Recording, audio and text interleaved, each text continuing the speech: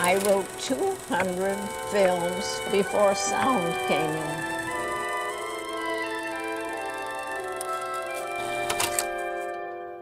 Hello all, and welcome to Women Behind the Camera Class 2, Auteurs of the Silent Screen.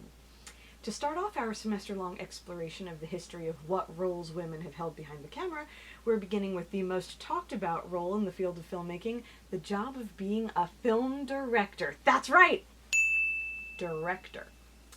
So, a film director is generally understood to be the person who communicates with actors and technical crew in a leadership capacity, the person who directs them as to what to do, as it were, and otherwise makes important executive decisions about anything that arises during the production phase of filmmaking. You know what that is, because you remember, right?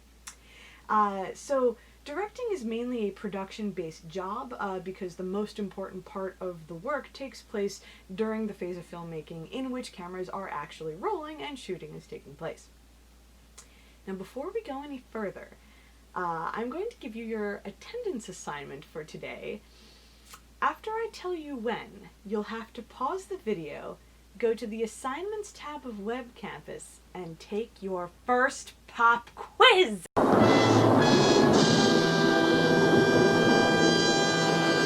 That's right. This will be the first pop quiz of the semester lying in wait for you under the Assignments tab. You will be given 15 minutes to take it, unless you have special accommodations, in which case I've pre-programmed that you get the right amount of time, you'll get more. It is timed, so you have to, complete the quiz all in one sitting. Don't go get a snack or something after you've started it, like the timer will be ticking. And after 15 minutes, the quiz will auto-submit like a digital pencils down command. It'll only be available until 6:15 p.m. tonight. So if you're watching this video late, you'll have missed the quiz. Ha! Gotcha!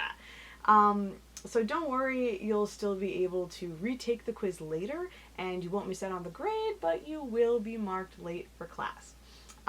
It should be more than enough time, theoretically, for all of you to take the quiz. I don't expect it to be the case where you'll run out of time. I think that should be okay. And you're welcome to use your notes from last week's class to make it even easier, because I have no way to stop you, so go ahead, make it an open notes quiz. Now pause the video and go to the Assignments tab of Web Campus and take pop quiz number 1 right now. Okay, you did it? Good. I hope that you did well, and if you didn't, don't worry, there will be plenty of opportunities to make up for it on future quizzes and other assignments as we go throughout this semester. I understand that some people tend to choke on pop quizzes, which is why I made it such a relatively small percentage of the grade, but it's there to keep you on your toes, make sure that you're paying attention, taking good notes, and actually doing the reading. So, before we begin our main discussion tonight, I wanted to report back on last week's science experiment. Ooh, empiricism. I was impressed to see that a full count of 6 individual students out of a class of 28 were actually able to name 5 female filmmakers off the tops of their heads. Great job! Kudos! That was a surprise to me. Very impressive. That's a whopping 21% of you who are able to do that. So pat yourselves on the back, unless you cheated, in which case no back pats for you. So, on the other hand, a full count of 22 students were able to name 5 male directors. And I'll admit, I was surprised by that. I thought it would be all of you. Maybe some of you choked under pressure, or maybe I'm just too deep into it to have any idea how anybody could not know the names of 5 male filmmakers. But, we're all learning here, and I'm no exception. So, basically, in terms of percentages, that means 79% of you were able to name 5 male filmmakers, whereas only 21% were able to name 5 female ones. Obviously, in terms of math, that's a 58% difference, a difference which I hope to help correct and balance out for you throughout the coming weeks. That said, I'm still impressed at the high number of you who are able to name as many female filmmakers as you did. Good job. So basically, I'll admit that it was no surprise to me at all, really, that this class had an overwhelmingly easier time naming 5 male filmmakers than 5 female ones. That's to be expected, I think, simply because of the question of whose work gets amplified, whose stories get repeated, celebrated, etc. in a patriarchal film industry within a patriarchal culture. So, you know, again, kudos to those of you who could name 5 women, or even 4 women, you know, any amount of women, I'll take it. Good work. We'll be talking about these issues more and more later on, as you probably already know. So, today we will be further exploring the nearly erased history of female silent film directors who, as I noted last week, once directed films by the hundreds in the early silent era, starting in the year 1896 with Alice Guy Blachet's The Cabbage Patch Fairy, and continuing on until roughly 1920. There were a few who lasted a little bit after that, but 1920 is the year when a sort of soft purge seems to have taken place at all the big Hollywood studios, forcing female film directors out of the industry en masse, replacing them with men for mysterious reasons which have not been officially recorded. There's no document you can point to at any of the major film studios that says, oh, like, we hereby will kick out all the women. There's no evidence like that. We just know from company records that it happened. We can see all these records of all of these female directors on the list in 1919 and prior, and then come 1920, boom, gone, except for like Lois Weber and Dorothy Arzner, and I really do think those are the only two. Basically, scholars are not really 100% able to explain this. There are theories, but no one really has evidence. No one really knows. But, you know, we will still be able, I think, to make some educated guesses and cast more light upon this as we go throughout the semester. In truth, while compiling my research for this class, I think I uncovered a real wealth of circumstantial evidence suggesting a very clear narrative of what probably happened to female film directors circa 1920, and which has been happening to women in various other positions of creative power throughout the film and television industries ever since. There's a lot of parallel narratives here, and real living people you can talk to who will tell you what happened to them. But more on that later. We'll let the narrative unfold naturally. So to begin with, let's talk about the early history of female silent film directors. The first thing I want you to understand is that, as we talked about last week, the very concept of narrative filmmaking was invented by a French woman by the name of Alice Guy Blachet, whose now lost 1896 film The Cabbage Patch Fairy contained the first ever fictional filmic narrative plot known to cinema history. Thus making Alice Guy Blachet, get this, the first ever film director as we currently define the term. There you go. The very concept of not only narrative filmmaking, not only fictional cinematic storytelling, but of film directing itself, the establishment of the job of directing actors and technical crew on what to do in order to make a fictional filmic story, was all done by the same woman. Boom! So I want you to bookmark this in your brain for now. This will be the first part of your hidden assignment today. So think about what I just said about Alice Guy Blachet, make a mental note of it, and we'll return to this idea later on for the question and how to submit it, so keep watching. Now, to get a better sense of Alice Guy Blachet and who she was, part of your assignment for next week will be to watch the entirety of the 2019 documentary film Be Natural, The Untold Story of Alice Guy Blachet. But to whet your appetites and get you even more excited to watch this film and learn more about her, let's take a brief look at the trailer for that film right now. Have you ever heard of Alice Guy Blachet? I'm a filmmaker. I've never even heard of that. I've never heard of Alice. I'd heard of her no, I'd never heard of her. I think people will think you're making it up. 1895. The Lumières present the first public demonstration of their new invention, the cinématographe, the first reliable method to project motion pictures. Among those invited, a young secretary. She thought, why not use film to tell stories? Alice Guy writes, directs, and produces one of the first narrative films ever made. Alice is one of the first to utilize many film techniques, including close-ups, hand-tinted color, and synchronized sound. Alice founds her own company, where she directs and manages all aspects of production.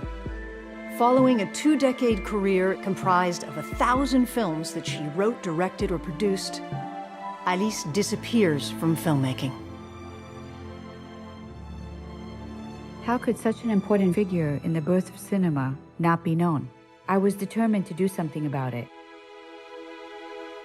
My name is Pamela Green, and I'm working on a documentary.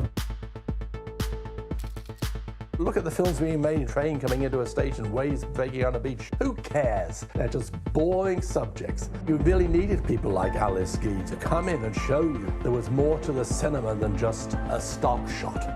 She might be really one of the very first directors in the history of film. These are things that connect directly to her. This is it. The remains of the family artifacts. Alice Guy Blanchet, an interview with Simone Blanchet. Oh my God! The acting and the scope of what she's shooting were beautiful, artistic shots. She was a filmmaker of rare sensitivity with a remarkably poetic eye. Most of her films were lost.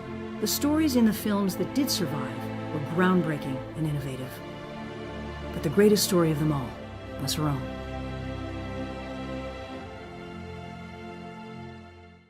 I won't say too much about Alice Guy Blanchet right now because the film Be Natural does a fabulous job of covering her story very thoroughly, and I don't want to give you too many spoilers as I think the film lets the narrative unfold very nicely, and I don't want to interfere too much with that story trajectory.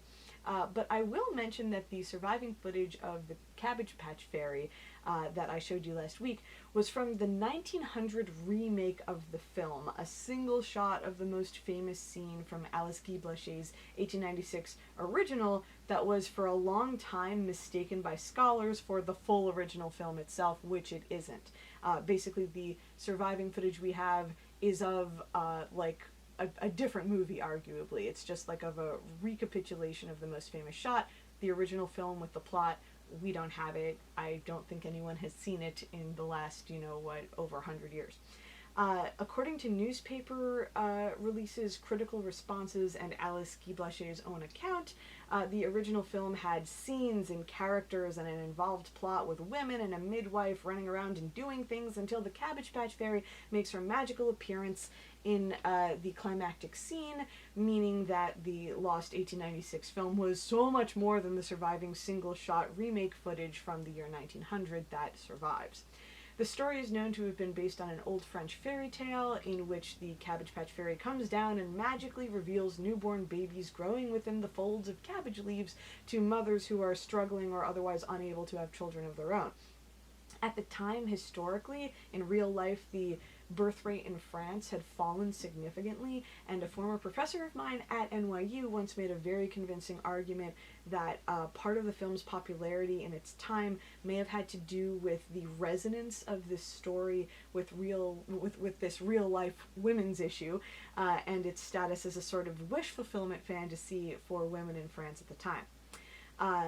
That film began Alice Guy Blanchet's career as a filmmaker, starting in France and working for Gaumont, a film company which she actually helped establish as a film company, and eventually leading to her owning her own studio, Solax, like we talked about in Fort Lee, New Jersey, back when it was the original booming film industry town before the film industry of America moved to Hollywood.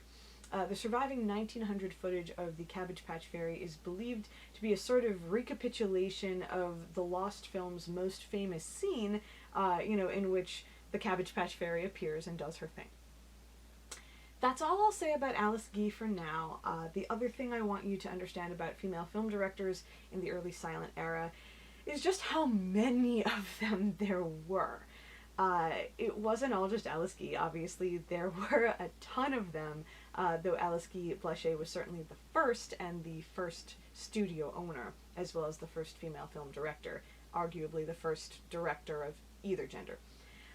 So as I showed you in that clip last week of me scrolling down the Women Film Pioneers Project database of female silent film pioneers, which I will play again right now for you, there were a huge number of women involved with the production of early silent films right from the very start. For full disclosure, not all of the women in the database were directors. Many were producers, studio owners, editors, screenwriters, etc. Many held multiple roles behind the camera. Many were directors in addition to other things. That said, there were, in fact, so many female directors in the early silent era, from roughly 1896 to circa 1919, that scholars aren't completely sure of exactly how many there were. We don't even have a head count. The most popular conservative rough estimate I have heard is at least 40, but they're discovering new ones all the time in the field of cinema studies, and it wouldn't surprise me at all if there were actually a lot more than we currently know about. Obviously, it goes without saying that there were significantly more female film directors in the early silent era than there are today or ever have been since. This tends to surprise people when they first learn it, as I said last week in our post-class Zoom meeting, because we tend to believe this false narrative that we're taught that the further into the past you go, the more sexist and regressive the filmic culture gets, which is false! Stop thinking this. I know some of you think this. Stop thinking this. It's not true. And, you know, obviously, certainly the example of early female silent film directors illustrates this fact very clearly. In fact, in the early silent era, directing was seen as a gender-neutral job, which, if you think about it at all, it totally is. Absolutely nothing about the task of leading a group of actors and film crew towards shaping a satisfying cinematic story is in any way gendered or gender-specific. This is the type of job that requires creativity and an ability to work with people, and men and women tend to have those qualities in fairly equal measure. It is not a job that really favors one gender over the other. In fact, men and women often collaborated and co-directed films together as teams in the early silent era. In this period, you actually see a whole lot of husband and wife filmmaking teams, more often than not with the wife and not the husband being the major creative driving force, as was, of course, the case with Alice Guy and Lois Weber and many others, some of whom we will be talking about, some of whom we won't. But that basically this was always understood as something that, you know, was a human occupation, a creative occupation that had nothing to do with being a man or a woman, as I think any sort of cursory glance at what the actual role of a director is would reveal to be obviously true. As some of you may already know from an earlier class with me, it was actually thought early on in the silent era that women would make naturally talented filmmakers because of the construction of early cameras and also early projectors, which were of course based on early cameras. The construction of early cameras, in turn, was based on the design of contemporary sewing machines, an object with which women at the time would have generally had a lot of familiarity. The film camera's design, you know, is indeed based off of a sideways turned modified sewing machine design, with the camera's registration pin serving the same mechanical function as the sewing needle, albeit to register the film frames in place rather than to stitch garments together. That's right, I said registration pin, a vocabulary term. A registration pin, all you really need to know is that it is mechanically analogous to the sewing needle in early sewing machines and is used to make the film registered properly. We can actually see traces of this early understanding of film as sewing in the terminology used for how to load an analog film camera or projector with film for a shoot or screening. We still say to thread the projector or thread film inside the camera, illustrating the fact that the idea of loading film onto these sprocketed mechanical spools that we have here, you know, in order to shoot or present long strings of sequential images actually does indeed derive from the idea of loading long strands of thread onto literal spools for a sewing machine. The thought that in this way filmmaking was somehow akin to garment making made it so that women were understood early on as being not only welcome in the early silent film industry, but rather logical choices for film directors embracing this new technology, having already had experience with loading thread in a very similar way on a very similar machine. As a former 16mm projectionist for NYU's old sight and sound classes, back when they used to have them, and as a graduate of middle school home economics class, I can vouch for the similarity between these two devices firsthand. If you're familiar with either projectors, old cameras, or classic sewing machines, particularly antique ones, you can certainly see the resemblance of these devices to each other, especially in terms of their earliest technological forms. Now, obviously, somewhere along the line, these ideas seem to have been lost, or rather, perhaps were erased. Men now dominate the film industry, and there is this, I think, very odd belief that women who direct films are somehow going against the grain and doing an inherently masculine job. A ludicrous notion if you really think about what a gender-neutral job film directing is and always has been. If ladies in literal whalebone corsets were able to become smash hit film directors in huge numbers in their time, then who are we kidding with a culture that acts like film directing is in any way an inherently masculine job, especially considering that in its original form it was considered not only as being akin to sewing, but was literally established and invented by a woman. Incidentally, I question the gendering of the occupation of sewing. Sewing is a necessary survival skill that has been taught to male soldiers in the militaries of countries around the world for hundreds of years as basic survival training. Historical pirates knew how to sew. Hunters, trappers, and mountain men in the early United States knew how to sew. My male tailor down the street knows how to sew. Sewing is a gender-neutral occupation. Sewing is for humans! Yeah! Now, for the second part of your hidden assignment, I want you to think back to the interesting fact that I had mentioned to you before. You know what I'm talking about because you're watching the video all the way through sequentially like you're supposed to. And I want you to comment on it, specifically what it makes you think and feel when I tell you that nowadays the vast majority of top-grossing films, roughly 88% of them, are directed by men, with the few female directors that we do have being looked at as newcomers to the industry and trailblazers for their gender by mainstream commentators. Take a minute to pause the video and make a note of what this makes you think and feel, and I will tell you more about how and when to submit it later on.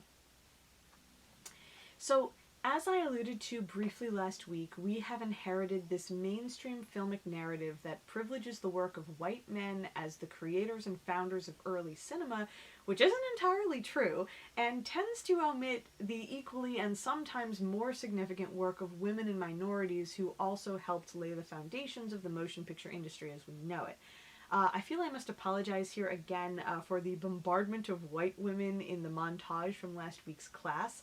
There were indeed non-white female filmmakers from the early days as well, women like Marion Wong, of course, who we covered briefly last week, Tressie Saunders, the first known African-American female filmmaker to direct a feature film in 1922 with A Woman's Error, which has unfortunately been lost.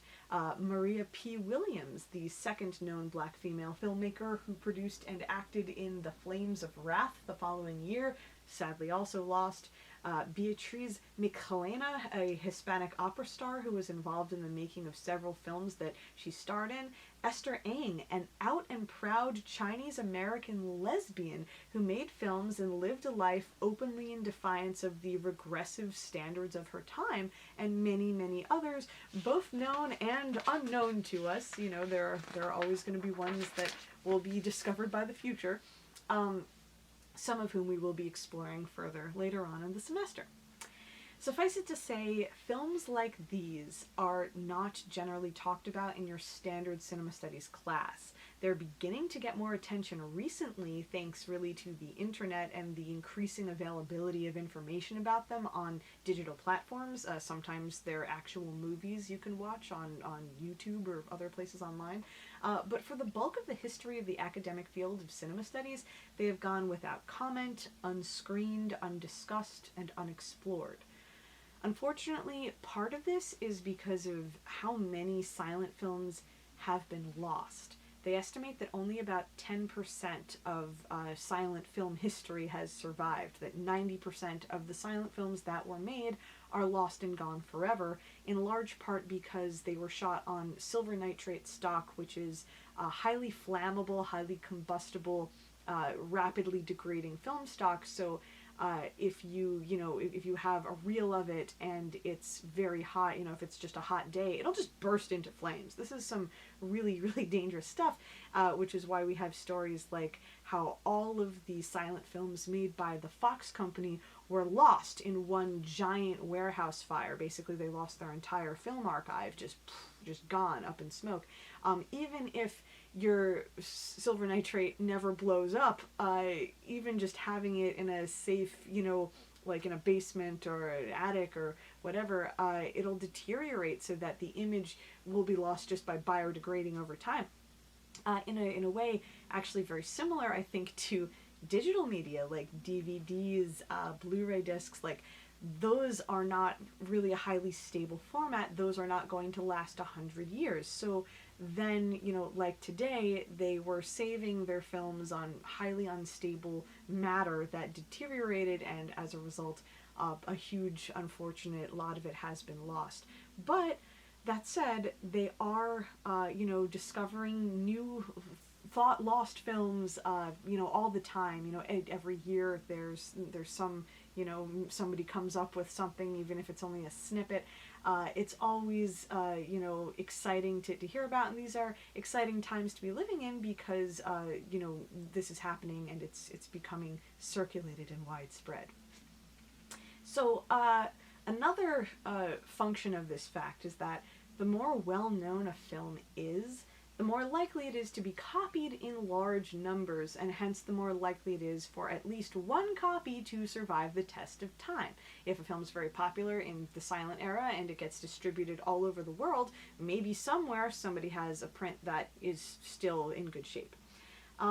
So basically, films made by white people, of course, especially white men, seem to have had a bit of an advantage when it comes to preservation for this reason. Like I've said before, while it wasn't always the case that breaking into the film industry was this difficult for women, it was always the case that it was this difficult for minorities who had to blaze their own trails, create their own opportunities, establish their own production companies, distribution circuits, and screening venues, all from the ground up, creating a sort of secret underground alternative cinema for and by various different non-white demographics in cities and Chinatowns where large numbers of Black and Asian audiences could be found. And as a result of this separate, smaller, underground alternative cinema dating back to the early silent era, the films made by minority filmmakers for a minority audience were generally copied and distributed in smaller numbers than the films made by the big, powerful, mainstream, white-owned companies, resulting, unfortunately, in a historical record that preserves and historically has distributed a much greater number of early films made by whites than by people of color.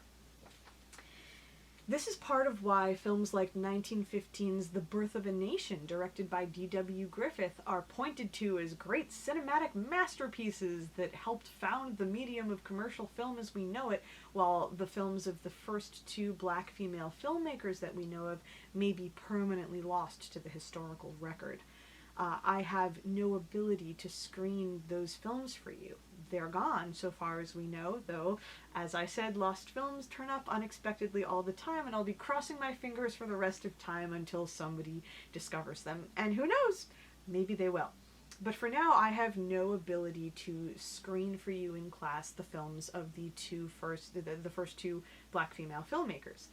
But I can screen you The Birth of a Nation, a film widely celebrated in spite of the fact that it is a notoriously racist movie, almost single-handedly creditable with the re-establishment of the then-defunct Ku Klux Klan, new branches of which sprung up by the hundreds, almost literally overnight, in towns all around the United States after the initial release of the film in 1915, making the film itself indirectly responsible for over a century's worth of murder, intimidation, and racist violence by real-life embodiments of the robed and hooded Klansmen, whom the film unfortunately celebrates and glorifies as the heroes of its story who triumphantly succeed in righteously suppressing the black vote. That is literally the film's happy ending, and according to the Southern Poverty Law Center watchdog group, the KKK still uses The Birth of a Nation as a recruitment film to this very day. Now, why am I telling you this? Well, maybe it's because I want to get you to understand that while not every movie made by white men is as regressive as The Birth of a Nation, because let's admit that one is kind of a doozy, obviously, there's nevertheless a widespread sense that the films of the past, and particularly the early silent era, were relatively more conservative than the films made in later eras like today. And for the most part, this is true, if and only if you look exclusively at the films made by men, which until very recently was what the field of cinema studies generally did.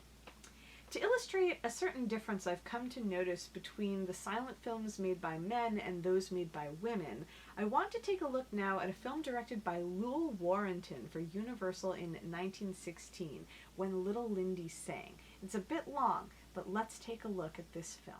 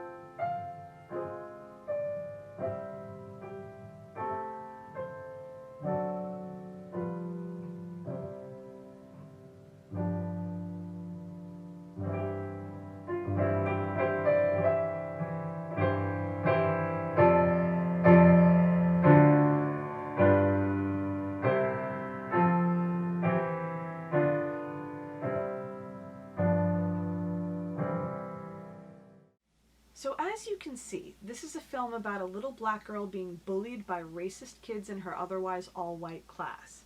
Notice how the teacher, who seems to mean well by her, nevertheless falls for the bully's trick and asks Lindy to turn herself down, to hold back on sharing her talents with the world, and to be less of herself so as to conform to what the mean white kids think she should be. It's only when in the midst of a disaster that Lindy decides to ignore this bad advice and sing in her loudest voice that she's able to get the other kids marching in step and thus able to leave the burning building in an orderly fashion, saving all of their lives. Intriguingly, female film director Lulu Warrington has the teacher nearly forget about Lindy, the hero of the story, almost leaving her to die in the burning building, frustrating audiences and keeping us in suspense and only belatedly rescuing her. I read this as a subtle but palpable comment on the ways in which even well-meaning whites and the systems that they represent fail to properly serve, protect, and address the needs of black and brown citizens, then just as now, and illustrating how oblivious they are to the needs of people who, as we see in the film, might very well be the real heroes of the story. Personally, I think that this is Lulu Warrington's actual directorial intention. I see this as an inherently political film with a strong anti-racist message directed by a woman in 1916. Now, maybe at this point you're thinking, come on, Professor Saporin, you're reading too far into it. That's too woke, too savvy. It sounds too much like the liberal politics of today and not enough like the conservative politics I expect to see in a film from 1916. And I would agree with you, if I hadn't seen so many silent films directed by women with comparably progressive political agendas that feel almost unbelievably ahead of their time. Let's turn now to The Curse of Quan Guan, the 1916 film that Marion Wong made that I mentioned last week I'm in the process of helping to restore. Now, the intertitles of this film have been entirely lost, unfortunately, rendering the film almost completely incomprehensible to watch. This is actually a big part of why I wanted you to read that James Narramore chapter from Acting in the Cinema for this week, not only so that you would be better able to understand and appreciate the legitimacy of silent film acting as a necessary stylistic approach when your film has no synchronized sound, not only so that you would better understand the historical derivation of all cinematic acting built upon this early tradition, not only so that you could better understand the fact that all acting, even modern styles, is really pretense, only the illusion of realism, but never true, like, realism itself, but also so that you could see firsthand how gesture-based silent film acting can be used as a sort of backup drive to decode the meaning of a film with lost intertitles. This is what I am presently doing for The Curse of Quan Guan. I've actually come to the point where I've seen enough silent film to be able to interpret the meaning of the pantomime in this film in terms of what they call the lexicon of gestures. That's right, the lexicon of gestures. The lexicon of gestures is a cinematic term used to refer to those little inserts that you saw towards the end of the James Narramore chapter, those little booklets of attitudes and postures that were, once sold to and studied by actors or anyone who was aspiring to work in silent film or on the Victorian stage. It refers to a literal dictionary of expressive motions that actors of the period used to communicate with their full bodies, originally so that people with faraway seats could understand the emotion of a stage play, but later applied to silent film acting as a continuation of the tradition, despite the fact that film images appear much larger than stage actors because they are projected, and no matter how far a person's seat is away from the screen, they can still see and understand the picture. But early silent film nevertheless relied heavily on these on this lexicon of gestures, less so the later that you go, but always to a certain degree, and even some early sound film acting, even some modern acting, is lightly inspired by it. You can still see little touches of it sometimes here and there. It is in large part because of the sorts of things discussed in that particular chapter that you read that I was able to reconstruct an approximation of the narration and dialogue as they likely would have appeared in the finished film's intertitles that, like I said, are missing. To prove this to you, I'm now going to screen a clip of the first several minutes of The Curse of Quan Guan as it currently exists without intertitles. If you find it as incoherent as I do, I'll give you permission just this once to fast forward the clip so long as you get the general gist of what's going on. Let's take a look.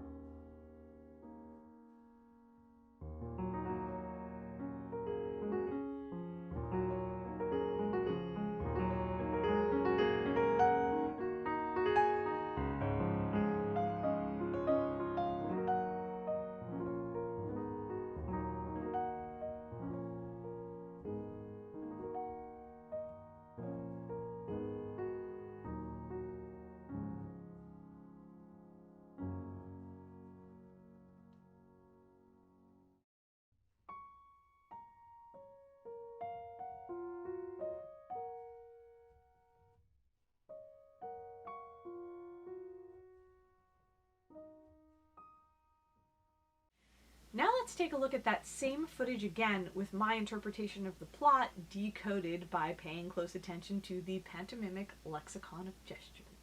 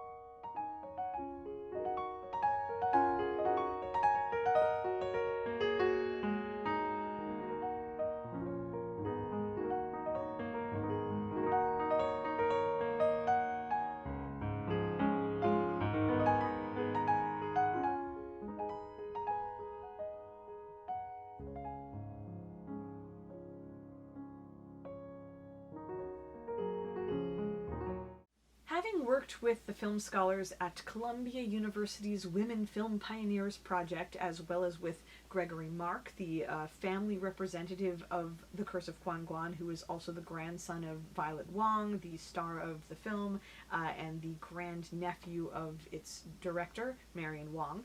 I have established a scholarly consensus of people who agree with my interpretation of the once lost plot and think that I am likely correct about the story of The Curse of Quan Guan.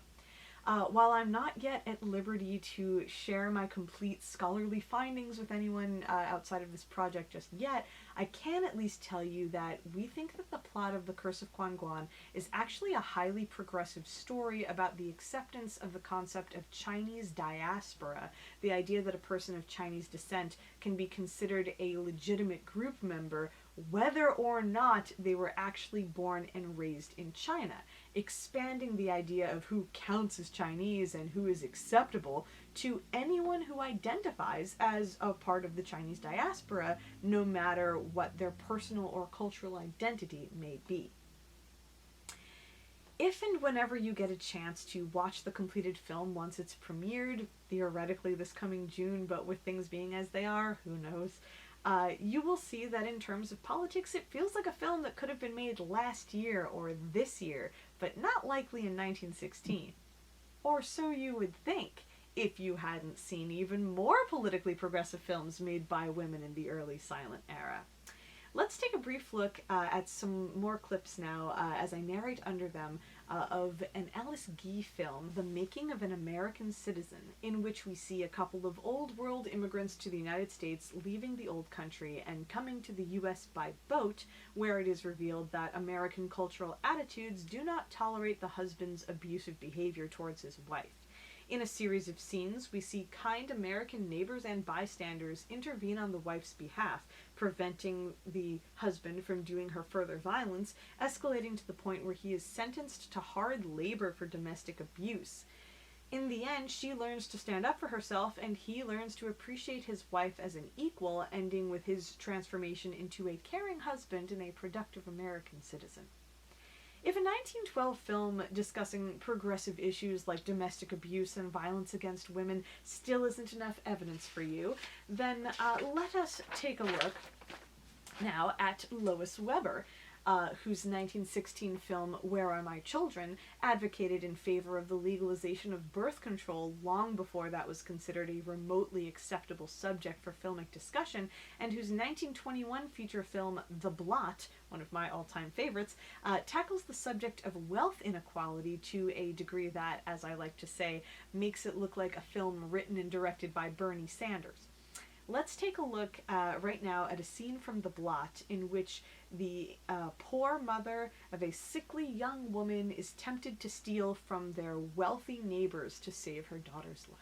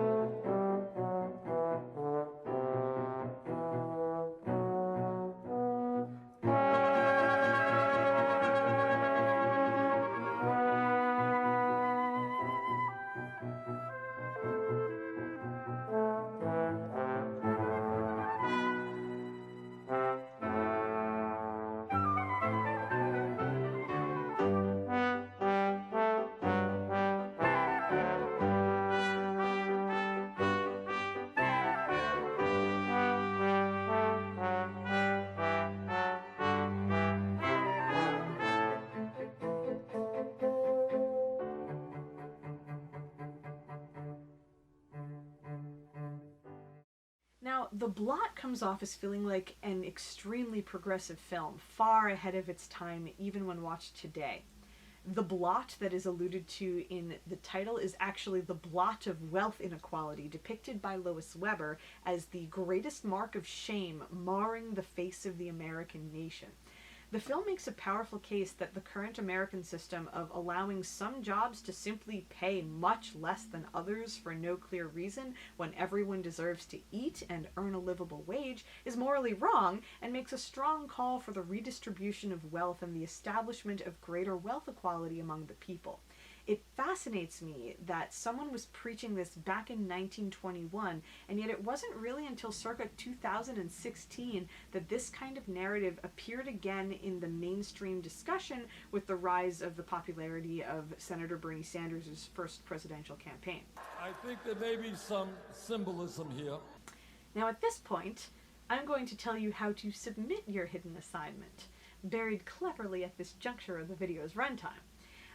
So you must submit your comment to the Discussions tab of Web Campus. Oh, but when is it due? Will it be due immediately after you're done watching this video? Will it be done by the end of class at 8:30? Or by midnight tonight? You don't know, so stay tuned, keep watching, and find out.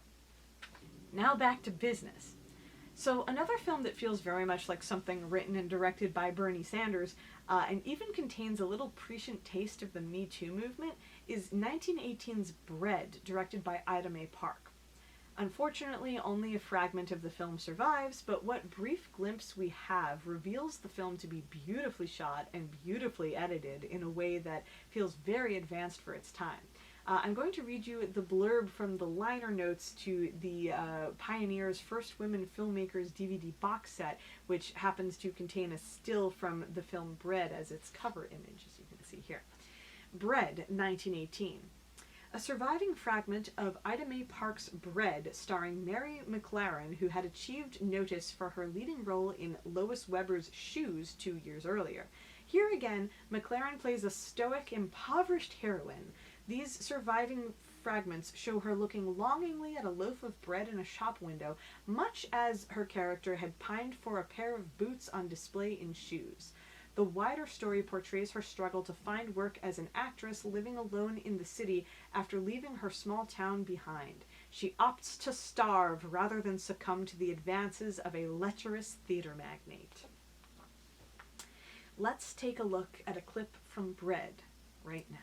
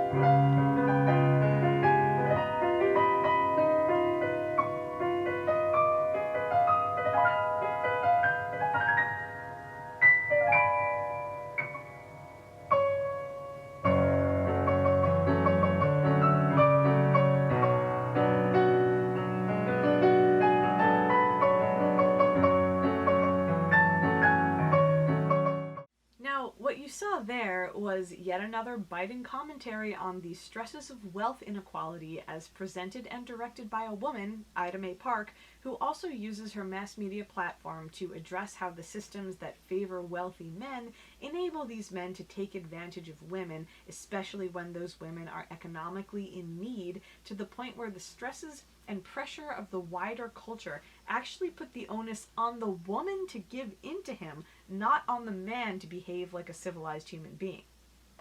I find it interesting that the heroine actually successfully escapes from her attacker, leaving visible scratch marks on his face, marks which then cue in the helpful man in the doorway to understand what's going on and assist her in her escape.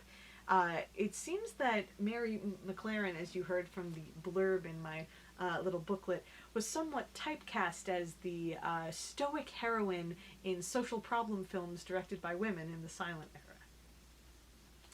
So, I imagine by now, perhaps you say, but Professor Saporin, what about all those silent movies that we've all seen and heard about in which women are just merely damsels in distress, tied up, kidnapped by men, lured into dangerous situations, and taken advantage of? Surely these narratives are the types of things that people typically saw in theaters in the era of early silent film. And again, if you're talking exclusively about the films made by men, you'd be right. Let's take a look now at some clips from 1914's Mabel at the Wheel, a film co-directed by and starring Mabel Normand and Max Sennett.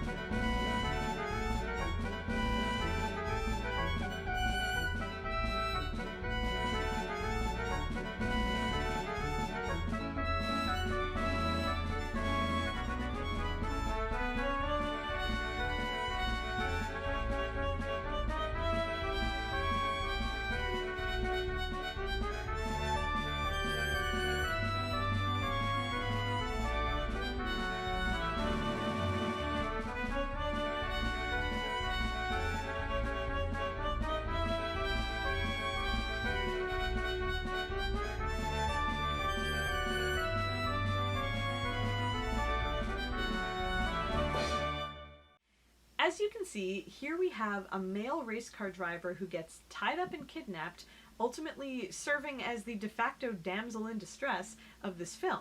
He's tied up by a jealous villain played hilariously by Charlie Chaplin in what I consider Chaplin's funniest role, his scenes being, as far as my research indicates, entirely directed by Mabel Normand. And Mabel herself, of course, ends up racing in her boyfriend's stead and winning, with all the male characters, except of course for the villain, cheering her on from the sidelines. Her boyfriend is not jealous of her, no one indicates that they think that she's stepping out of line, everyone supports her, and she completely wins the day. Still not enough evidence for you? Okay, let's take a look now at Eleanor's Catch, a film from 1916 directed by Cleo Madison. Eleanor's Catch belongs to a relatively conservative genre of contemporary films, largely, of course, directed by white men, in which a woman is typically lured by an attractive man who gets her hooked on the demon drink and tricks her into a life of prostitution and crime under his abusive fist, and, she must then be rescued by some heroic gentleman in order to be redeemed. Let's see what director Cleo Madison does with this particular popular plot trajectory in her film Eleanor's Catch.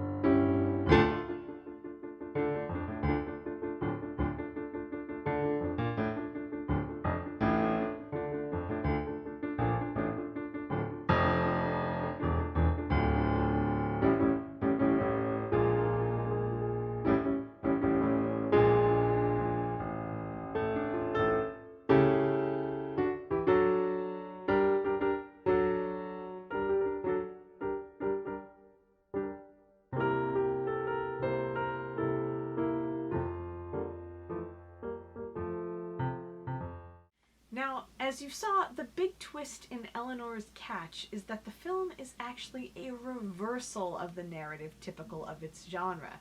Eleanor is a badass police detective with a secret identity. She was never in any danger, despite what we were led to believe, and it was actually the bad guys who were in jeopardy all along. Cleo Madison pulls the rug right out from under us and flips the genre completely on its head. Now, maybe at this point I've given sufficient evidence to illustrate the idea that female film directors in the early silent era actually did indeed use their craft to tell an enormous wealth of progressive stories since the very beginning of film history. The reality is that the more silent films that you see directed by men and women, the more that this difference becomes pronounced. The women tend to make much more political films. Their stories, even if fictional, tend to preach about social justice in a very poignant and powerful way, whereas the only political silent film that really comes to my mind when I think about it is D.W. Griffith's The Birth of a Nation, which, as we discussed, is very much on the opposite end of the political spectrum. Now, the third part of your hidden assignment is to answer this question. What do you think would have happened had the voices of female silent film directors been the ones that were most amplified, the narratives that were most celebrated, and the works that were most talked about, studied, and preserved in our mainstream filmic culture rather than those of men, and rather than, of course, deliberately omitting and shoving the women's stories under the rug when it comes to film histories and how they were recorded? Would we be looking at a very different America right now? Would things be pretty much the same, or would this difference have changed history? Tell me what you think and why you think it. I'd like to know your thoughts, and stay tuned to learn when it's due. Overall, I really want to stress to you the point that these progressive narratives are nothing new. They may seem new because of how much these types of stories have been suppressed in our mainstream media culture since the dawn of the Hollywood studio system in the early 1920s, but they've been here for a very long time. America has always had a strong progressive undercurrent, spearheaded, of course, by women and minorities, then just like today with Me Too and Black Lives Matter. Women and minorities who told stories that pressed for progressive change and have been doing so by now for well over 100 years. If these voices had never been silenced, if the soft purging of female film directors out of the Hollywood studio system had never taken place, had their contributions never been conveniently omitted from early film histories, and this omission repeated ad infinitum until the recent rediscovery of Alice Guy Blaché circa 2010, had the false narrative that celebrated only white male filmmakers never been circulated and amplified to the exclusion of all else, I wonder whether we would be dealing with a very different mainstream American culture, a culture with over 100 years worth of exposure to powerful progressive narratives in its mass media, and therefore possibly a more progressive understanding of the experience and narratives of people other than the white men who make up the topmost privileged fragment of American society. As for myself, I suspect that we are where we are now in large part because of whose voices have been silenced out of our mainstream media and whose voices have been amplified over the past century or so of filmmaking. You're welcome to disagree with me, of course, and I look forward to hearing your various opinions. Oh, and guess when your hidden assignment's going to be due? It's going to be due midnight tonight! Boom!